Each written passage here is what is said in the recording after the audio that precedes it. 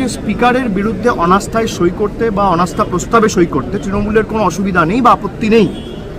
সেই অনাস্থা প্রস্তাবে তৃণমূলের প্রত্যেকটা এমপি, বিশেষ করে লোকসভার যে 28 জন এমপি আছে, সবাই সই করবে। কিন্তু আমাদের বক্তব্য যে আগে অনাস্থা প্রস্তাব আনার আগে একটা চিঠি যৌথভাবে প্রত্যেকটা রাজনৈতিক দল যারা ইন্ডিয়া অ্যালায়েন্সের শরিক, তারা সবাই মিলে সই করে স্বাক্ষর করে একটা চিঠি লোকসভার স্পিকার বা অধ্যক্ষের কাছে জমা করুক।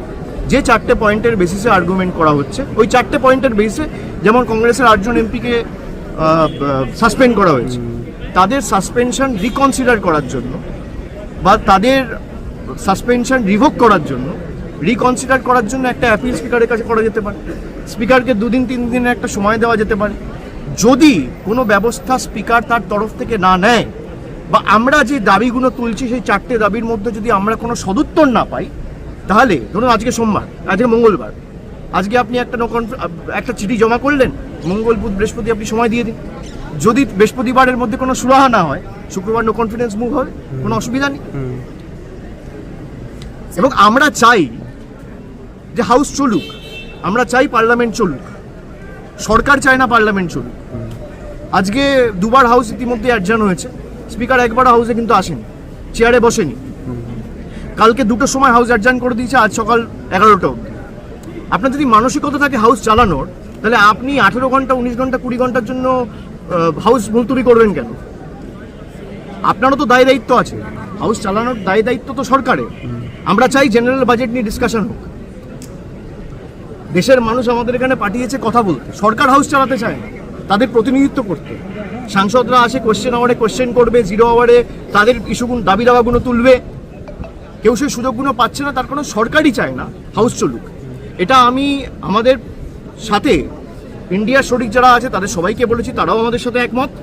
এবং গতকাল আমি এটা স্পষ্ট করে স্পিকারকেও বলেছি, যদিও আজকে তারা একটা 12:30টায় মিটিং ডেকেছে, আমাকে ডেকেছে, আমি যাব। কিন্তু আমার মনে হয় যে রুলিং পার্টি হাউস চালাতে চায় না, বিজেপি হাউস চালাতে চায় না, বিজেপি ডিসকাশন চায় না।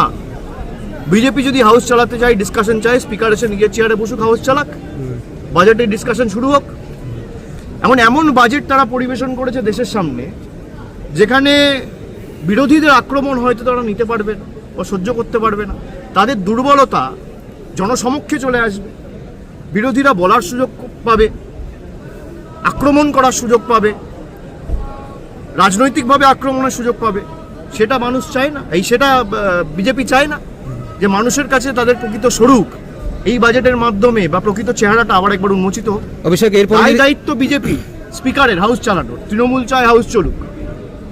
অভিষেক, এরপরে যদি সেটা সরকার বলতে পারবে। অভিষেক, এরপরে পক্ষের যারা প্রতিনিধি আপনি তাদের জিজ্ঞেস করুন, তার উত্তর তারা দিতে পারবে। অভিষেক, এরপরে যদি কংগ্রেস অনাস্থা প্রস্তাব আনে, সেক্ষেত্রে আপনারা কি করবেন? 3 দিন সময় দিয়ে যদি কংগ্রেস অনাস্থা প্রস্তাব আনে, তৃণমূলের প্রত্যেকটা এমপি সই করবে। আর যদি 3 দিনের বদলে আজকে আনে, তাহলে আমাদের যে স্ট্যান্ড যে আমরা চিঠি দেবো, তারপর 3 দিনের মধ্যে যদি আপনি ধরুন এটা ভুল করেছেন, আপনাকে আমাকে একটা সুযোগ দিতে হবে। আপনি আমাকে বলুন, নরেন্দ্র মোদী আর আমাদের মধ্যে পার্থক্য কি? বিজেপি আর আমাদের মধ্যে পার্থক্য কি? উপরাষ্ট্রপতিকে কথা শুনছে না বলে এক ঝটকায় সরিয়ে দেওয়া হচ্ছে। আমরা এদের মতো নই। এদের আর আমাদের মধ্যে পার্থক্যটা তো এখানেই, আমরা সুযোগ দিই। সুযোগের যদি আপনি উত্তর না দেন বা সদুত্তর আমরা না পাই, তখন আমরা তো নিশ্চয়ই করব। আমরা তো প্রথমে জ্ঞানেশ কুমারের বিরুদ্ধে ইমপিচমেন্ট মোশন আনিনি, আমরা তো 3 মাস আগেও আনতে পারতাম। কংগ্রেস বলেছিল আনার কথা, আপনাদের মনে আছে। আমরা প্রত্যেকটা এভিনিউ এক্সপ্লোর করেছি, আমরা গেছি, বৈঠক করেছি, প্রতিবাদ করেছি। মুখ্যমন্ত্রী 6টা চিঠি দিয়েছে, আমাদের ডেলিগেশন সিইও অফিস থেকে শুরু করে এখানে গত 3 মাসে নেই করে 100 থেকে 150 চিঠি জমা করেছে, কোনো সদুত্তর আমরা পাইনি। এখন লাস্ট রিসোর্ট কি? ইমপিচমেন্ট। তো নো কনফিডেন্স সাইন করতে তৃণমূলের কোনো অসুবিধা নেই। আমরা চাই 3 দিন সময় দিয়ে, আজকে মঙ্গলবার, মঙ্গল বুধ বৃহস্পতি আপনি স্পিকারকে সময় দিন।